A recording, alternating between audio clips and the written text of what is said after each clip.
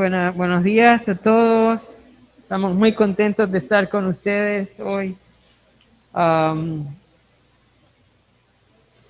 Hace un par de años llegó un hermano que vive en otro país y me dijo, encontré una iglesia muy parecida a Impacto, me dijo, allá donde yo vivo.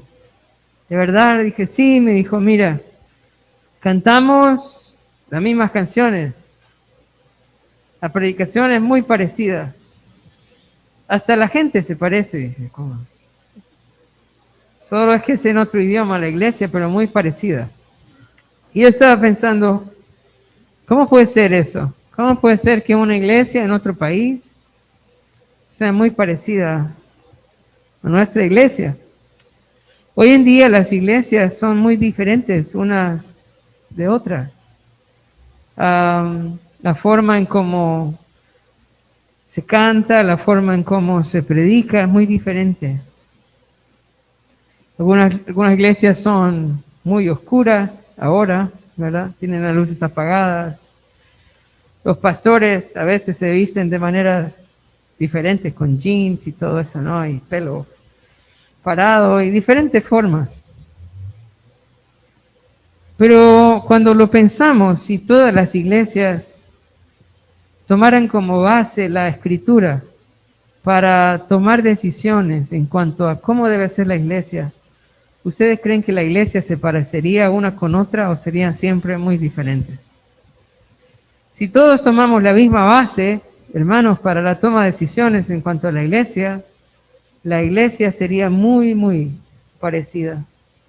Porque la iglesia del Señor es una sola. Y la palabra del Señor nos dice cómo es la iglesia, cómo debe ser la iglesia. A veces pensamos en cómo me gustaría a mí que fuera la iglesia. ¿Cómo me gustaría a mí que fuera la música? ¿Cómo me gustaría a mí que fuera la predicación? Pero yo le pregunto, hermano, ¿realmente es importante que la iglesia me guste a mí? Piénselo. ¿O es importante que le guste a Dios? Es importante que le guste, hermanos, a Dios, porque el dueño de la iglesia es Dios. Y lo que nosotros hacemos aquí, lo hacemos para Él. Ahora, ¿cómo podemos nosotros hacer la iglesia de una manera que le guste a Dios? Piensa usted. ¿Cómo podemos lograr hacer cada actividad y cada decisión que se toma de una manera que agrade el nombre del Señor? ¿Cómo? Cuando lo hacemos en base a la palabra de Dios. A la palabra de Dios. El día de hoy vamos a estudiar 6 características de una iglesia bíblica, 6 características de una iglesia bíblica, cómo es la vida y el carácter de la iglesia en el libro de Hechos, capítulo 2, del versículo 41, el versículo 47. Y antes de ir ahí, vamos a tomar un tiempo para orar y para pedir la dirección del Señor en este estudio de hoy. Padre, gracias por tu iglesia en Choluteca. Gracias por cada hermano, Señor. Gracias por cada hermana que está aquí. Rogamos tu bendición para este tiempo. Tu palabra dice en el Salmo 133, mira cuán bueno y cuán delicioso es habitar los hermanos juntos en armonía, Señor. Y dice que ahí envía Jehová bendición y vida eterna. Y yo te ruego que esta mañana tú puedas mandar bendición, Señor, y vida eterna a tu iglesia en este tiempo de estudio. Que puedas edificarnos. Y que nosotros podamos ser una iglesia que te agrade a ti, Señor. No una iglesia moderna o una iglesia popular. O una iglesia que todo el mundo admira. Pero queremos ser una iglesia que a ti te guste.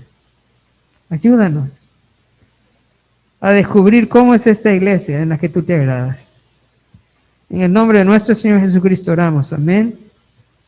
Y amén. Entonces vamos a ir a Hechos capítulo 2, versículo 47, y vamos a ver cuál sería la primera característica de una iglesia bíblica, una iglesia verdadera. Hechos 2,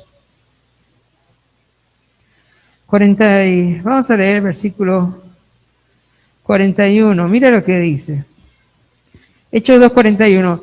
Así que los que recibieron su palabra fueron bautizados y se añadieron aquel día como 3,000 personas, Para entender un poquito el contexto, Pedro está predicando después del día del Pentecostés, el Espíritu Santo había venido sobre la iglesia y Pedro estaba predicando y llamando a la gente a que se arrepintiera y a que creyera en Jesucristo como el único Señor y Salvador. Y ese día, dice el versículo 41, que recibieron al Señor 3,000 personas y fueron bautizadas. Entonces, la primera característica de una iglesia bíblica, de una iglesia verdadera, es que crece por la predicación del Evangelio. Crece por la predicación del Evangelio. Hermanos, hoy en día las iglesias crecen a veces, o muy comúnmente crecen por la música, por el edificio, a veces crece por la forma en cómo el pastor habla y su carisma. Pero una iglesia bíblica crece por la predicación del Evangelio. Crece por la predicación del Evangelio. Eso es lo que estaba haciendo Pedro, estaba predicando el Evangelio. Dice en el versículo 41, así que los que recibieron su palabra. ¿Qué hace la iglesia? Predica la palabra de Dios, predica el Evangelio. Y las personas vienen a Cristo y la iglesia crece. Hermanos, si nosotros crecemos en Choluteca por otra razón que no sea la predicación del Evangelio, ¿ustedes creen que estamos creciendo de una manera agradable a Dios? Porque se vinieron hermanos de otra iglesia, o simplemente porque a la gente le gusta estar aquí, por el programa, por la música, o por otras actividades. Si nosotros crecemos por otra cosa que no sea la predicación del Evangelio, hermanos, ese crecimiento no agrada a Dios. El crecimiento que espera el Señor de nosotros es a través de la predicación del Evangelio. Y yo quiero animarnos a cada uno de ustedes a poder ser embajadores de Cristo, que podamos cumplir la gran comisión. ¿Sabes cuántas grandes comisiones hay en la Escritura? ¿Cuántas grandes comisiones hay? Solo hay una gran comisión.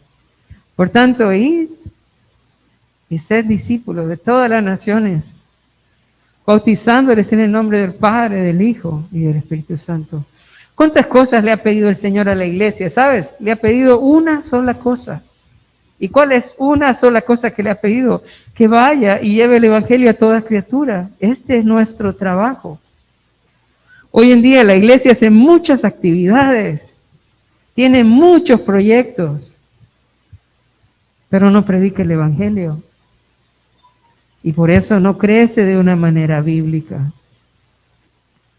Ahora, ¿cuánto conocimiento necesito yo para predicar el Evangelio? ¿Cuánta madurez necesito yo para invitar a otros a venir a Cristo? Pues la Biblia nos relata la historia de la mujer samaritana. Dice que después de su encuentro con Jesús salió corriendo a la ciudad de Sicar e invitó a los hombres de la ciudad y les dijo: venid y ved a aquel que me ha dicho todo lo que he hecho. ¿No será este el Cristo? ¿Sabes qué nos detiene de compartir el Evangelio? Solo excusas. Solo excusas. No hay nada en nuestra vida que realmente sea un impedimento para que usted sea un instrumento del Señor, para que otras personas conozcan de Jesús. Y yo estoy seguro que en su casa, que en su familia, que en su colonia, que en su trabajo, que en su escuela hay personas que van camino al infierno, que aún no han sido perdonados, que aún no han sido salvados. Y yo quiero animarles esta mañana a poder ir y compartir el Evangelio, y así la iglesia va a crecer de una manera bíblica, de la manera que el Señor espera. Ahora vamos a ver la segunda característica de una iglesia bíblica. Vamos a leer versículo 42, dice así: y perseveraban en la doctrina de los apóstoles, en la comunión unos con otros, en el partimiento del pan y en las oraciones. Mira, la iglesia primitiva, la iglesia original, los primeros discípulos de Jesús, tenían 4 puntos en su programa. En su programa de fin de semana tenían 4 puntos importantes. El primer punto importante dice que perseveraban en la doctrina de los apóstoles. ¿Cuál era el punto principal del programa, hermanos? Era la predicación del evangelio, era la predicación de la palabra de Dios, la enseñanza de los apóstoles. Este era el centro del programa. Lo pone en el versículo como el primer punto del programa, y perseveraban en la doctrina de los apóstoles. Hermanos,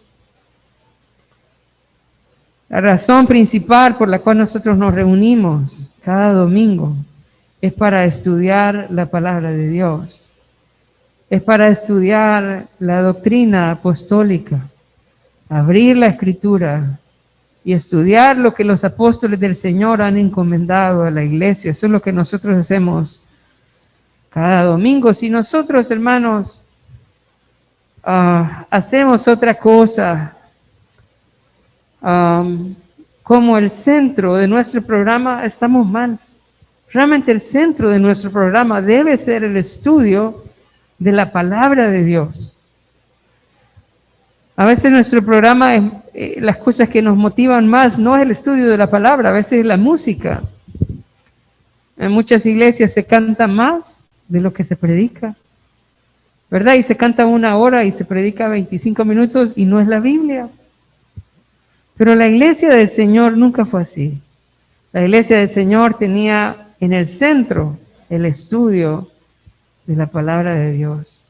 Y si nosotros queremos ser una iglesia bíblica, entonces necesitamos darle la importancia a la palabra de Dios. Necesitamos estar orando por los pastores, que el Señor les dé dedicación a la palabra, que puedan ellos apartar el tiempo para orar y preparar un buen mensaje, porque lo que alimenta a la iglesia es la palabra de Dios.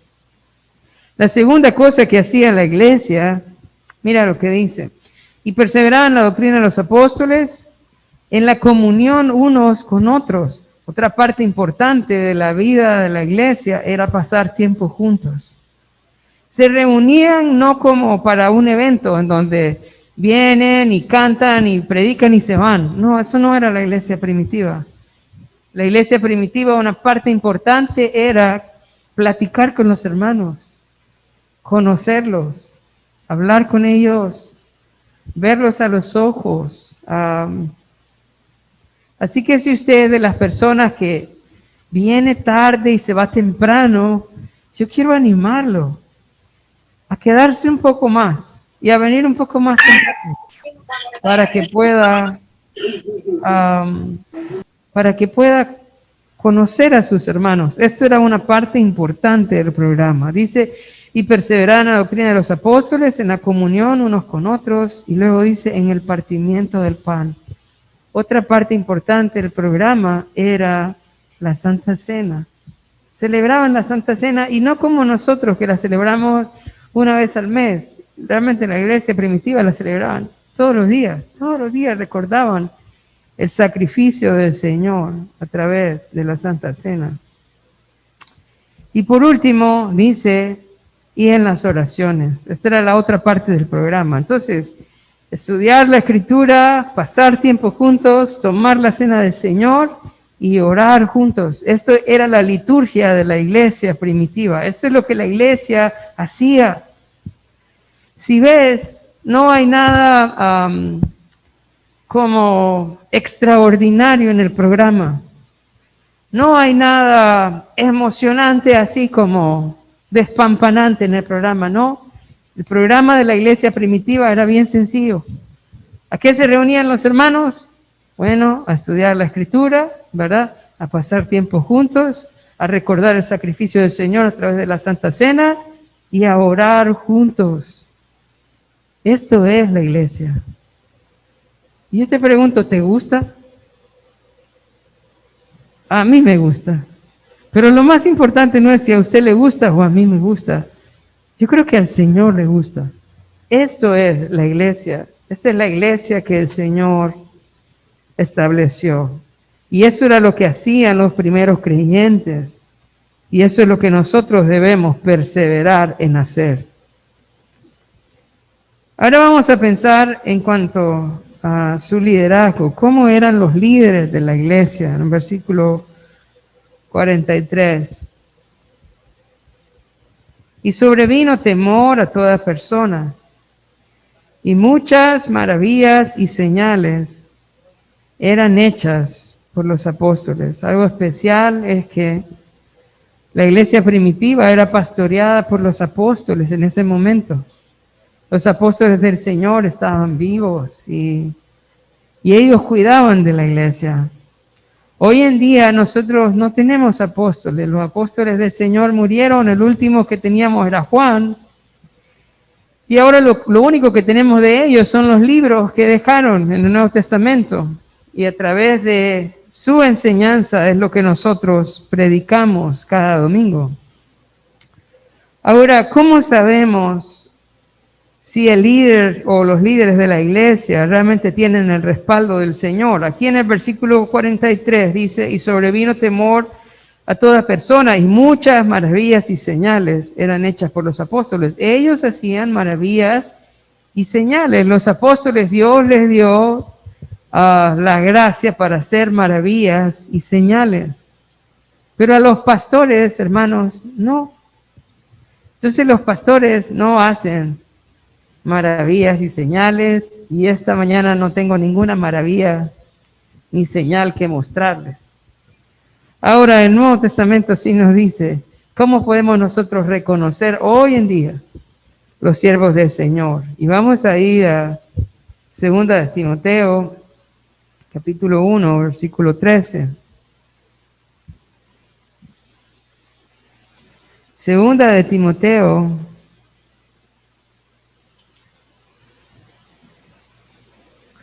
capítulo 1, en el versículo 13, dice, retén la forma de las sanas palabras que de mí oíste, en fe y amor que es en Cristo Jesús.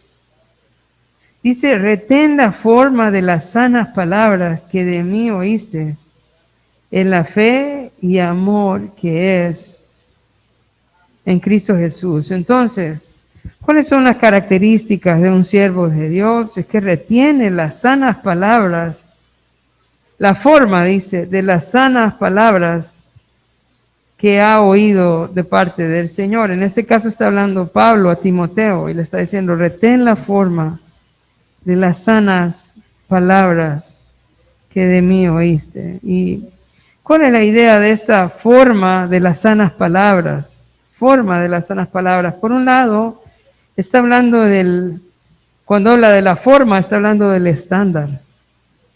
La palabra del Señor tiene un estándar. ¿Y cuál es el estándar? Es el carácter de Dios. Todo versículo, toda predicación debe apuntar al carácter de Dios. ¿Cómo sé que una persona está predicando la palabra de Dios? Es porque en su predicación el carácter de Dios es revelado. La pureza, la santidad del Señor, todo esto se manifiesta. Ahora, no solo dice la forma de las sanas palabras que de mí oíste, sino esa palabra sanas. ¿Cuál es el propósito de la predicación? Es traer restauración, es traer unidad, es traer amor, sanidad a la iglesia.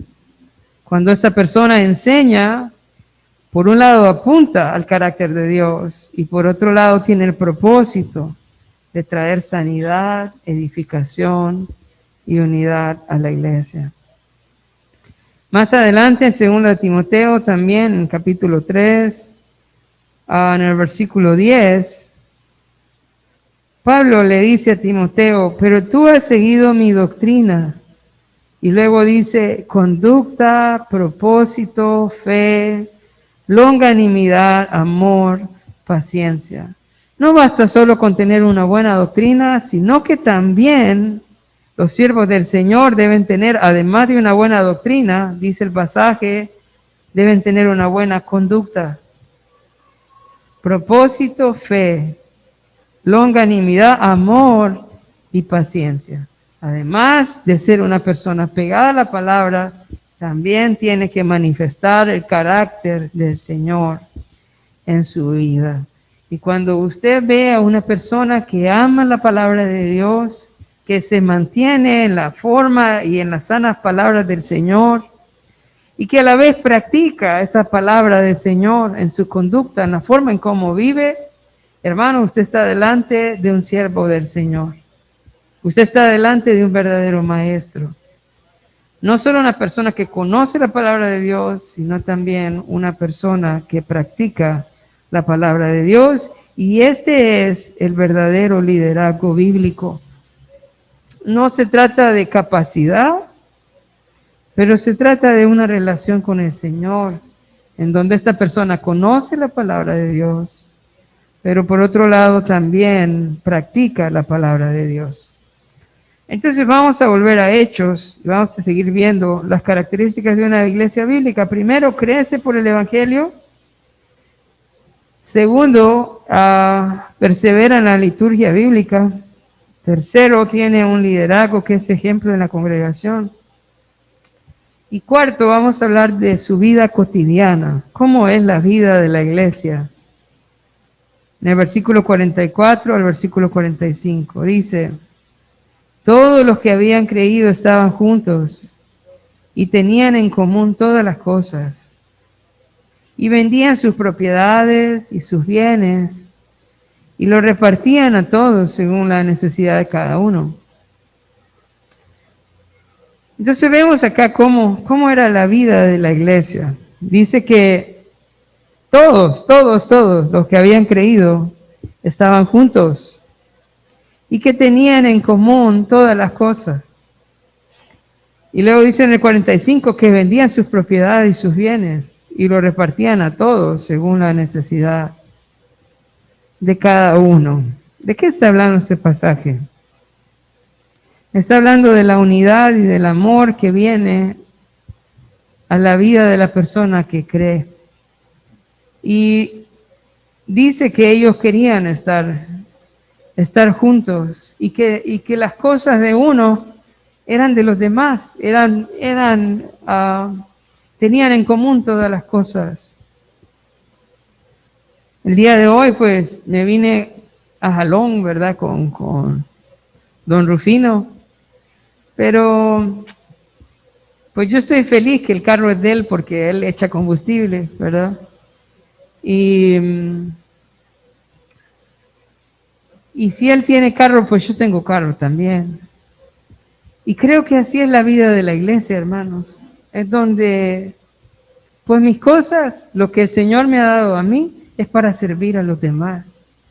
Esto no es solo algo que pasó allá en Hechos. Es algo que debe manifestarse en la vida de todo aquel que cree en el Señor Jesucristo. En donde no ve suyas sus cosas, sino ve sus cosas para el servicio de la obra del Señor, para el servicio de los hijos de Dios. Dice en el versículo 25, y vendían sus propiedades y sus bienes. Y lo que estaba pasando es que no había otra iglesia. En ese momento la única iglesia que existía quedaba ahí en Jerusalén. Y habían venido muchos hermanos de todas las partes de alrededor, países alrededor, para celebrar la Pascua y el Pentecostés. Y cuando comenzó la iglesia ya no querían regresarse. Entonces, ¿qué hicieron los hermanos que tenían muchos recursos? Dijeron, no, vamos a vender algunas propiedades. ¿Para qué? Para ayudarle a los hermanos a que se queden acá en la iglesia. Hermanos, la verdad es que eso no solo pasa en Hechos. Yo creo que pasa en todos lados.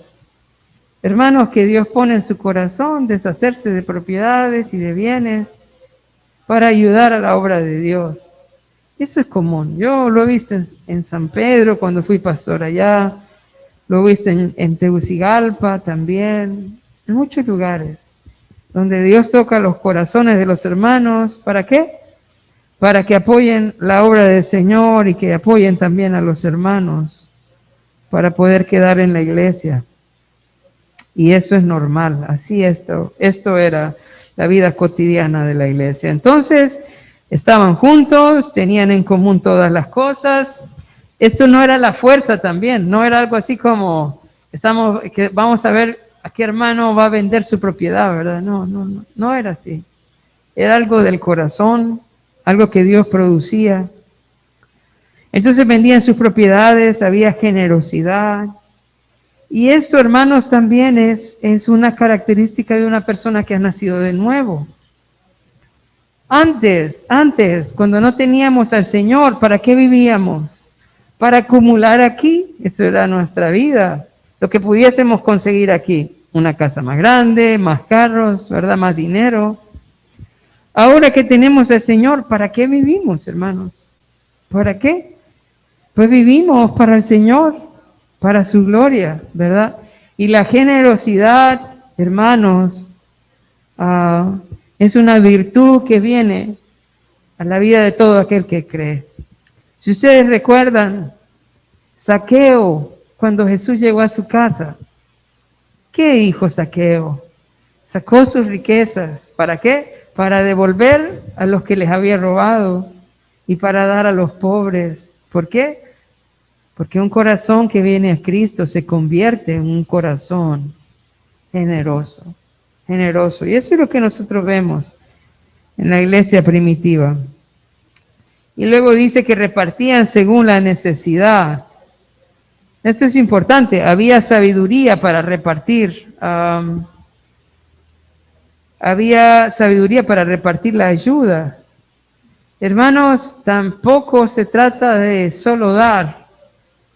Se trata de dar con sabiduría, conforme a la necesidad de cada uno.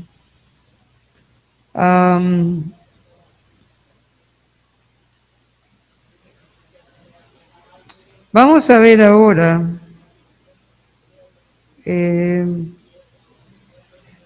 ahora, versículo 46. Versículo 46. Otra característica de la iglesia verdadera, en versículo 46.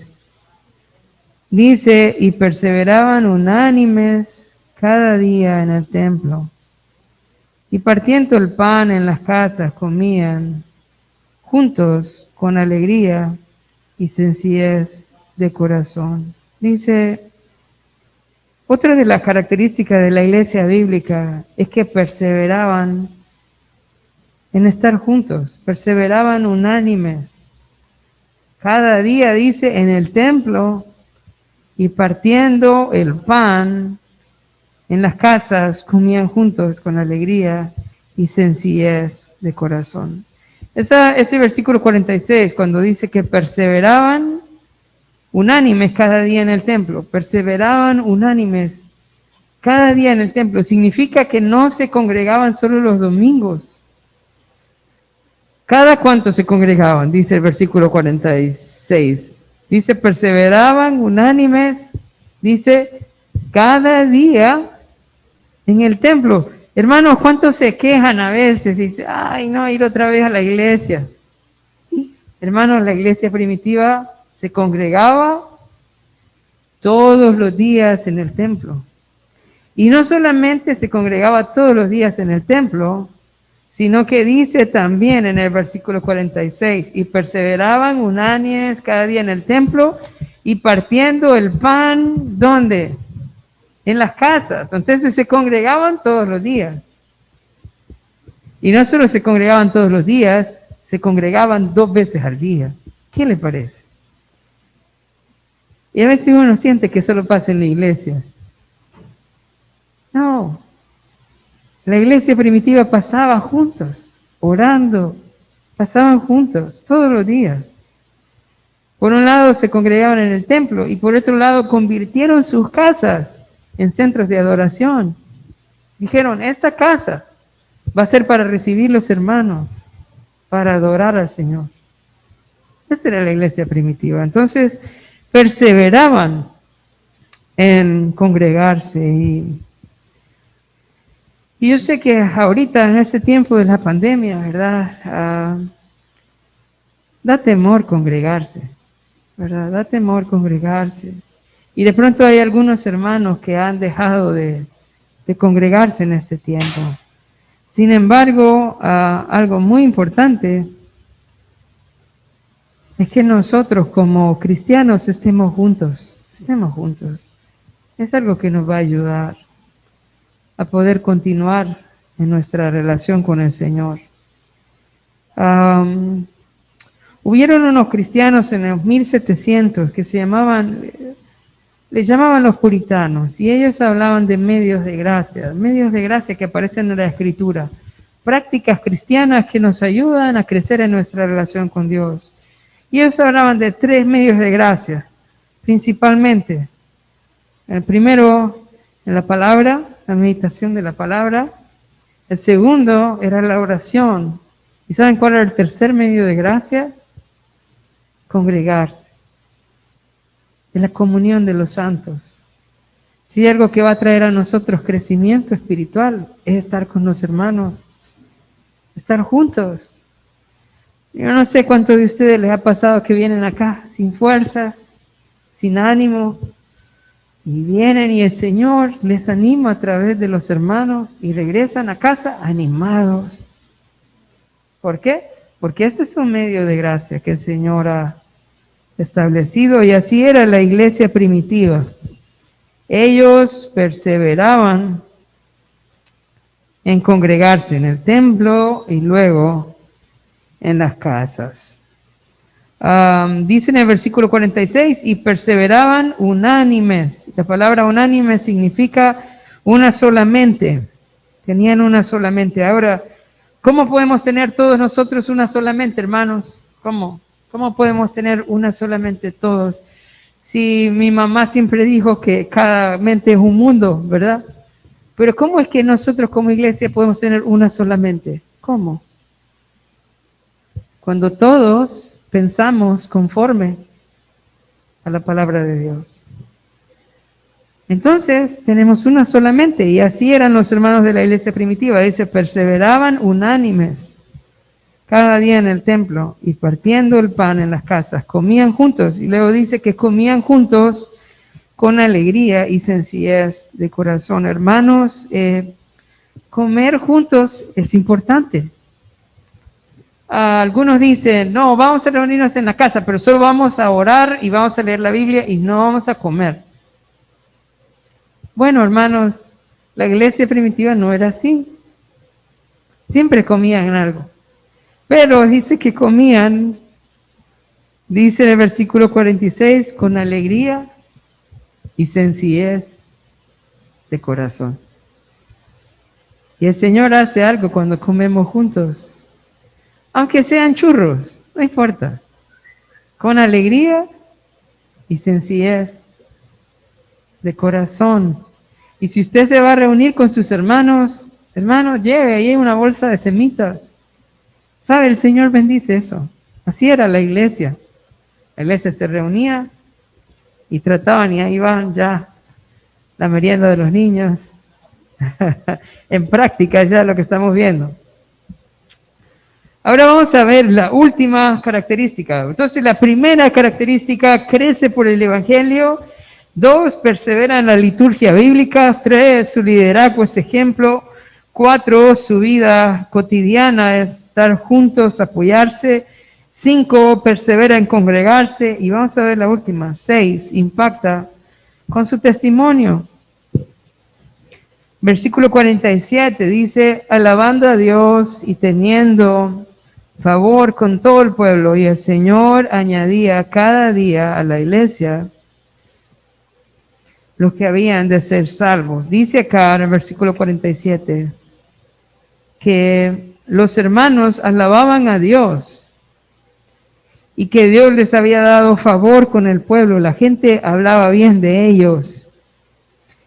Y no solo eso, sino que dice que el Señor añadía cada día a la iglesia más personas que habían de ser salvas.